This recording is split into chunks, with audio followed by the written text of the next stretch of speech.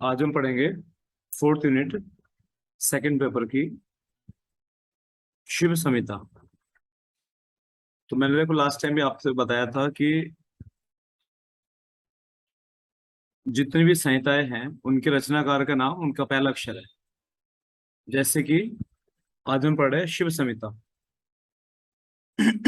शिव संहिता के रचनाकार कौन है?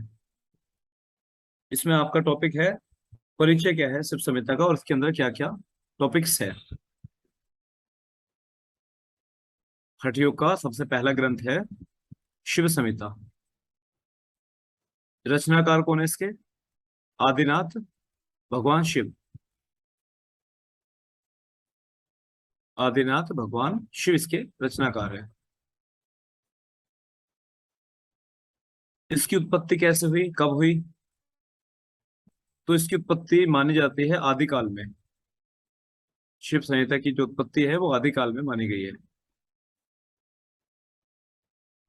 और ये हठयोग का सबसे पहला ग्रंथ भी माना गया है, शिव संहिता।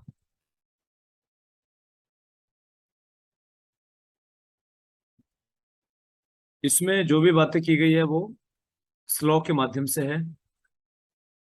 642 श्लोक इसके अंदर वर्णित है। अब प्रश्न है इसकी उत्पत्ति हुई क्यों और कैसे? तो वही बात, जैसे शिव सर्वोदय की उत्पत्ति हुई है वैसी इसकी भी हुई है। भगवान शिव और माता पार्वती के बीच में जो चर्चा है, जो संवाद है, उस पर आधारित ग्रंथ है ये शिव संहिता।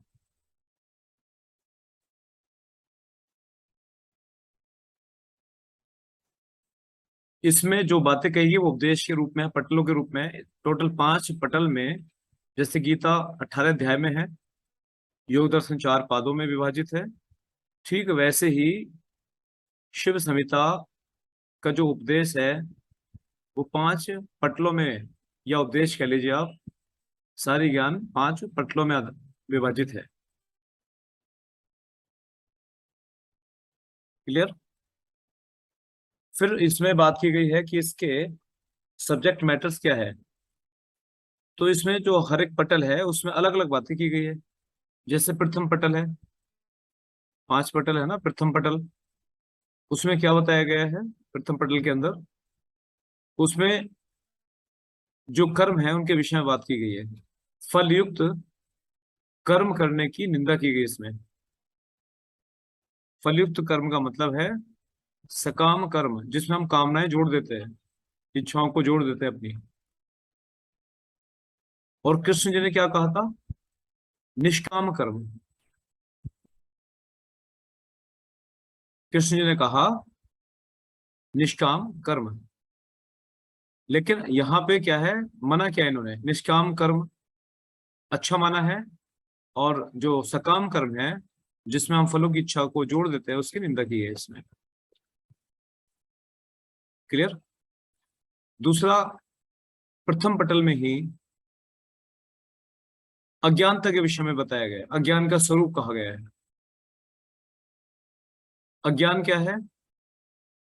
अज्ञानता क्या है? अज्ञानता है नित्य को अनित्य मान लेना और अनित्य को नित्य मान लेना। जो स्थायी नहीं है उसे स्थायी मान लेना, परमानेंट मान लेना, और जो परमानेंट है उसे परमानेंट ना मानना, ये अज्ञानता है।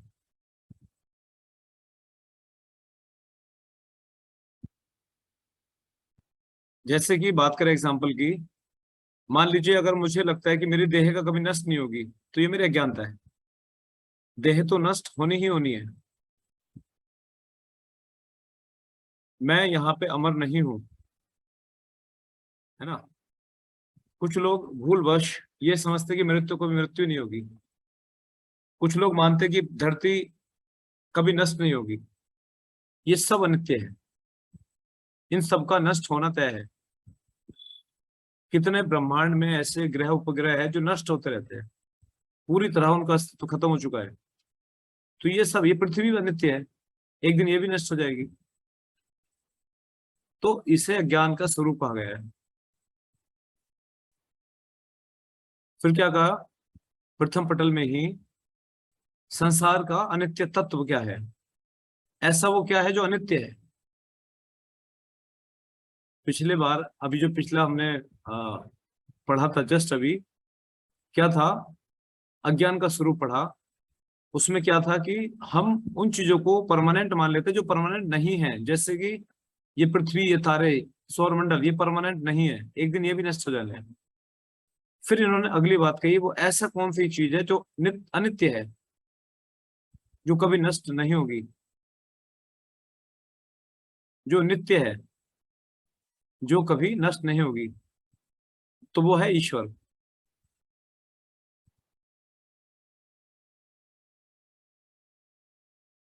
वो है ईश्वर जो कभी भी नष्ट नहीं होगा। उसके उसे छोड़ के सब कुछ नष्ट होने वाला है। ठीक। प्रथम पटल में ही ईश्वर के चैतन्य स्वरूप की बात की गई है।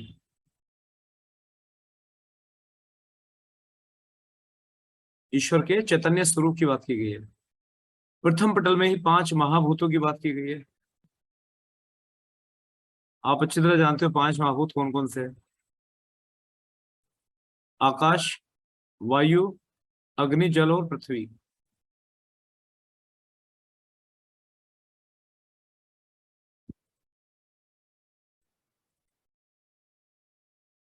ठीक। और 5 प्रथम पटल में ही मुक्ति के रहस्य की बात की गई है।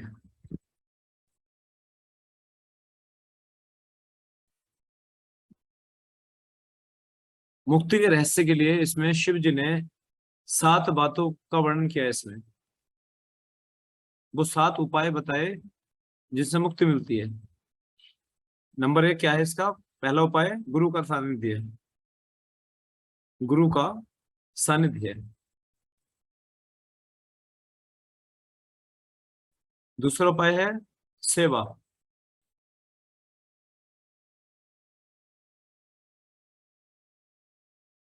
तीसरा उपाय है ईश्वर में आस्था। ईश्वर में आस्था। चौथा उपाय है आसन। पांचवा उपाय है नाड़ी शुद्धि।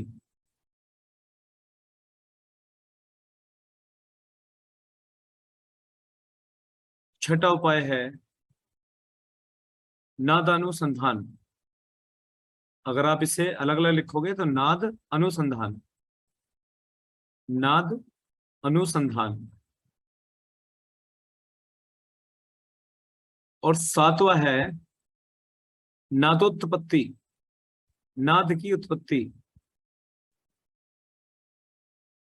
तो ये सारी बातें प्रथम पटल में आती है। 5 पटल थे टोटल। क्लियर। अब दूसरे पटल में क्या है, मतलब दूसरे उपदेश में क्या है इसके। दूसरे उपदेश में शिव जी ने नाड़ियों के विषय में बताया। तो शिव संहिता में कुल 3.5 लाख नाड़ियां मानी गई है। 3,50,000 नाड़ियां मानी गई है।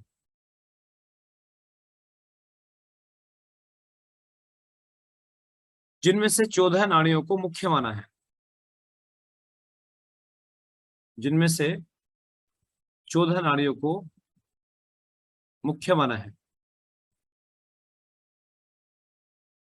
अगर आप नाम लिखना चाहते हो लिख लो इनको भी। सुषुम्ना, इड़ा पिंगला, सुषुम्ना, इड़ा पिंगला, गांधारी,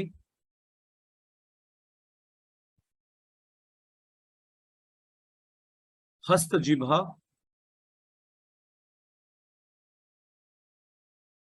कुहू,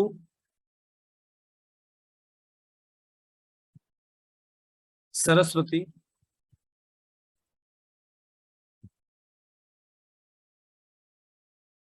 उषा,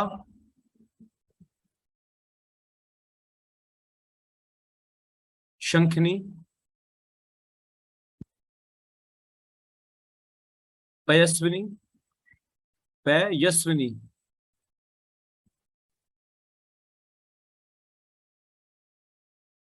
वारुणी, वारुणी,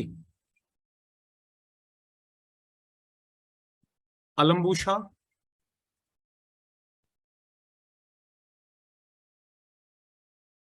विश्वोदरी, विश्वोदरी, पहले विश्व लिखना, फिर वापा ओ की मात्रा लगा देना, विश्वोदरी, दरी। और नंबर 14 है, 14 है यशस्विनी, यशस्विनी।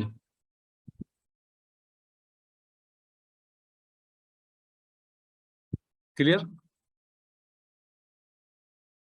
इनमें से भी 3 नाड़ियों को सबसे मुख्य माना गया है, और वो 3 नाड़ियां हैं इड़ा, पिंगला और सुषुम्ना। इनमें से भी 3 नाड़ियों को मुख्य माना गया है, इड़ा, पिंगला और सुषुम्ना।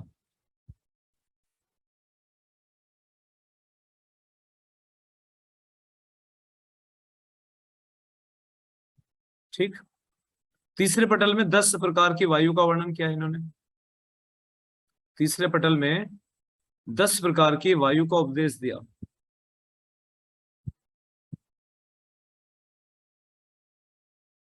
आप इसे ऐसा करो, नोट मत करो, बहुत टाइम लग जाएगा ऐसे। आप इसे ऑडियो से रिकॉर्ड कर लेना, है ना, नोट कर लेना। तो आप इसे बस समझ लेना। 10 प्रकार की जो वायु है आप पहले भी नोट कर चुके हो। प्राण वायु है, अपान वायु है, समान वायु है, उदान वायु है, व्यान वायु है, नाग, कूर, किरकल, देवदत्त और धनंजय। लास्ट टाइम लिख चुके हो आप ये। हमने इसके स्थान भी लिखे होंगे, अगर नहीं लिखे तो बाद में आप लिख लेना इसको। जो प्राण वायु का स्थान है वो हृदय से कंठ तक माना गया है। हृदय से कंठ तक का जो स्थान है वो प्राण वायु का है। अपान का स्थान कहाँ पर है? हमारी नाभि से नीचे अपान वायु है, जो मलमूत्र को बाहर निकालने का कार्य करती है। आयुर्वेद इनका वर्णन डिटेल में करता है वायु का, और इनके कर्म भी बताता है किस वायु का क्या कर्म है। समान वायु नाभि से हृदय तक मानी गई है। जो समान वायु का स्थान है वो नाभि से हृदय तक है। उदान वायु का जो स्थान है वो कंठ से ऊपर है, कंठ से ऊपर, छींकना और ये सब, ये आगे भी आएगा आपके। व्यान वायु का स्थान हमारे पूरे शरीर में है, जो ब्लड का सर्कुलेशन करने वाली वायु है, प्राण का संचार करने वाली वायु है। उसके बाद है नाग। हालांकि आयुर्वेद में से उप प्राण के नाम से जाना गया है। 5 उप प्राण, 5 प्राण, 5 उप प्राण। फिलहाल यहाँ पे 10 के 10 इसी में जोड़े गए। नाग, नाक का जो स्थान है वो डकार, इसका काम है डकार लेना। कूर्म, जितनी भी पलके झपकना है हमारी, ब्लिंकिंग है, ये सब ना कूर्म वायु का कर्म है। कृकल, भूख प्यास, देवदत्त का कार्य है जम्भाई, और धनंजय का कर्म है हिचकी आना। तो अलग अलग तरह की वायु का अलग अलग कर्म है। ठीक है। आयुर्वेद सारी चिकित्सा इसी के द्वारा करता है, रोगी की, वात, पित्त और कफ के द्वारा। तो आयुर्वेद में वात को भी बांटा गया है 5 रूपों में, फिर उनके उप प्राण बनाए गए। ऐसे पित्त को बांटा गया है 5 भागों में, ऐसे कफ को भी 5 भागों में बांटा गया है। सबके स्थान, सबके कर्म बताए गए। और क्या कहा गया इसमें? तृतीय, थर्ड उपदेश में सफलता के लक्षण बताए गए। सफलता के लक्षण क्या है? तो उसमें 6 लक्षण कहे गए सफलता के। इसे कुछ ऐसा मानो जैसे कि आपने साधक बाधक तत्व पढ़े थे ना, 6 साधक तत्व, तो कुछ उसी तरह से इसमें कहा गया। कहा गया दृढ़ विश्वास, पहला है दृढ़ विश्वास। दूसरा गुरु की वंदना। तीसरा है श्रद्धा भाव। चौथा है समता का भाव। पांचवा है इंद्रिया निग्रह, इंद्रियों को बाहरी विषयों से हटा लेना। और छठा है मिताहार। ऐसे ही तीसरे पटल में ही योग की अवस्थाओं की बात की गई है। 4 अवस्थाएं बताई गई योग की: आरंभ अवस्था, घटावस्था, परिचय अवस्था और निष्पत्ति अवस्था। ऐसे विघ्न कारक बताए गए। विघ्न कारक क्या कहा गया इसमें? जो विघ्न डालने वाले, मतलब बाधक तत्व है। चोरी, 6 बाधक तत्व इसमें भी कहे गए। क्या कहे गए? आहार, चोरी, हिंसा, झूठ, अहंकार और स्त्री संग, ये 6 बातें इसमें विघ्न कारक बताई गई है। ठीक है। उपायों की बात की गई इसमें, विघ्न कारक जितने भी है उनके उपाय बताए गए हैं। 4 उपायों की बात की गई है, मिताहार, सत्य, अहिंसा और वायु साधना। मिताहार, सत्य, अहिंसा और वायु साधना। तीसरे पटल में ही इन्होंने आसनों की बात की गई है, तीसरे पटल में ही आसनों की बात की है, जिनमें 4 आसनों का केवल जिक्र किया गया है। जो ध्यानात्मक आसन है चारों, सिद्धासन है, उग्र आसन है, पद्मासन है और स्वास्तिक आसन है। ये 4 तरह के आसनों का इसमें वर्णन किया गया है तीसरे पटल में। टोटल 5 पटल थे। चौथे पटल में मुद्राओं के विषय में कहा गया है, 10 मुद्राओं के विषय में कहा गया है ना। 10 मुद्राएं कौन कौन सी है? 10 मुद्राएं हैं महामुद्रा, महावेद मुद्रा, महाबंध मुद्रा, खेचरी मुद्रा, मूलबंध मुद्रा, उद्यान बंध मुद्रा, जालंधर बंध मुद्रा, विपरीत करणी मुद्रा, शक्ति चालनी मुद्रा और 10वीं है वज्रोली। वज्रोली के 2 रूप है, सहजोली और अमरोली। ठीक है, ये 10 मुद्राएं इसमें कही गई है। और 5वें पटल में अंत में जो लास्ट का पटल है उसमें मुक्ति के मार्ग में जो विघ्न हैं उनके बारे में बात की गई है। मुक्ति मार्ग में जो विघ्न है उनकी बात की गई है, योग के प्रकारों की बात की गई है, साधक के स्तरों की बात की गई है और चक्रों की बात की गई है 5वें पटल में। जो मुक्ति मार्ग के विघ्न है उसमें 3 विघ्न कहे गए हैं मुक्ति मार्ग के। पहला कहा गया भोग रूप विघ्न, जो भोग रूपी विघ्न है, जिनकी लालसा हमारे अंदर रह जाती है। धर्म रूप विघ्न, ज्ञान रूप विघ्न, 3 विघ्नों की बात की गई है। योग की बात की गई इसमें 4 प्रकार के, मंत्र योग, हठ योग, लय योग और राजयोग।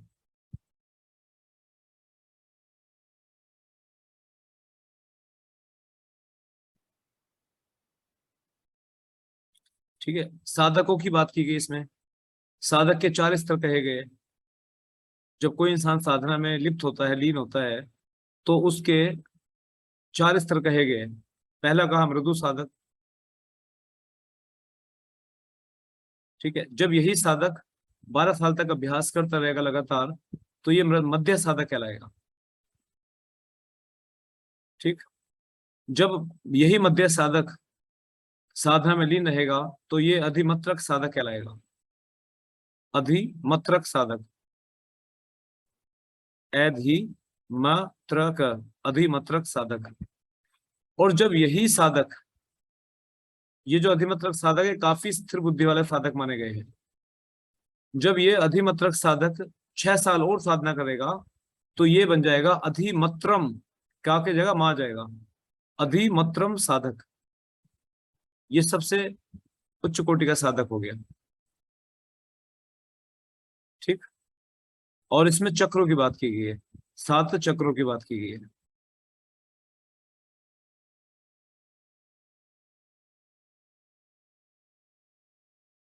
तो ये आपका हो गया टॉपिक, शिव संहिता क्या है और इसके अंदर क्या क्या वर्णन किया गया है। ये पूरी बुक की एक रूपरेखा हमने पढ़ ली, उसमें क्या क्या कहा गया है।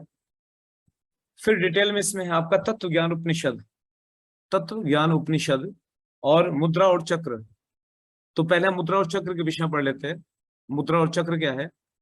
तो अभी हमने पढ़ा था 10 तरह की मुद्राएं इसमें कही गई है ना। हमने वो भी पढ़ा कौन कौन सी मुद्राएं हैं, 10 मुद्राएं इसमें कही गई है।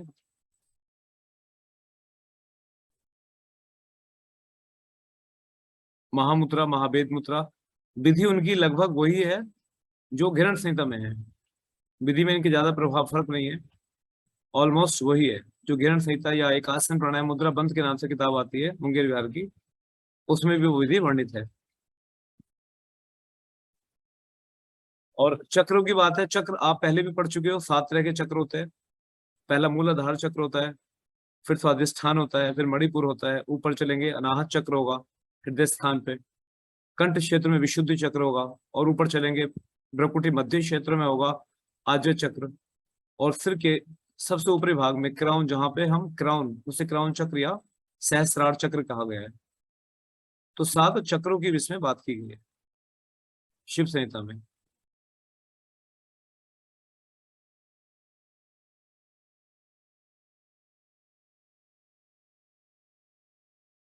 ठीक।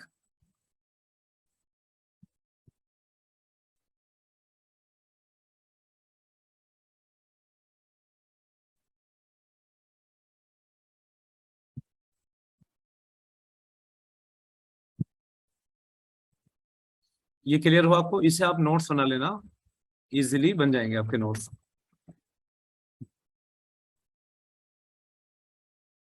फिर है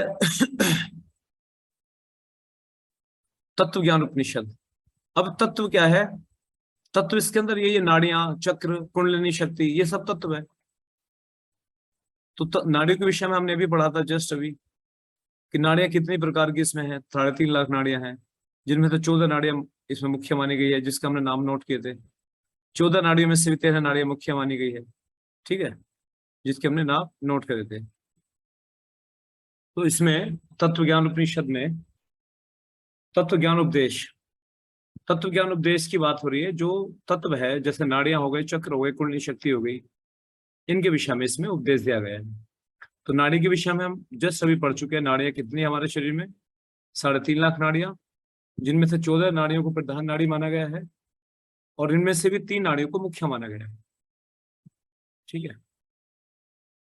उसके बाद नाड़ियों के बाद इसमें चक्रों की बात की गई। चक्रों के विषय में हमने पढ़ा जस्ट अभी। 7 चक्र कहे गए: मूलाधार, स्वादिष्ठान, मणिपुर, अनाहत, विशुद्धि, आज्या और सहस्त्रार। फिर है कुंडलिनी शक्ति के विषय में कहा गया। जो कुंडली शक्ति है, उसका स्थान कहाँ माना गया है? गुदा स्थान से, एनएस वाले भाग से 2 अंगुल ऊपर इसका स्थान माना गया है। कैसी है कुंडली शक्ति? कैसी, इसका स्वरूप क्या है? तो कहा गया ये कुंडल की जैसी है, 3.5 लपेटे लिए हुए है। जैसे जलेबी होती है ना, जलेबी ऐसे बनती है, वो कुछ वैसी 3.5 लपेटे जलेबी के मानो, ये सांप जैसे ऐसे बैठा हो कुंडल लगा के, तो वैसे है 3.5 लपेटे लिए हुए। और ये कैसे रंग की है? तीव्र लाल स्वर्ण वर्ण वाली है, तीव्र लाल स्वर्ण रंग वाली है, जिसके विषय में कहा गया है कुंडलिनी शक्ति के विषय में।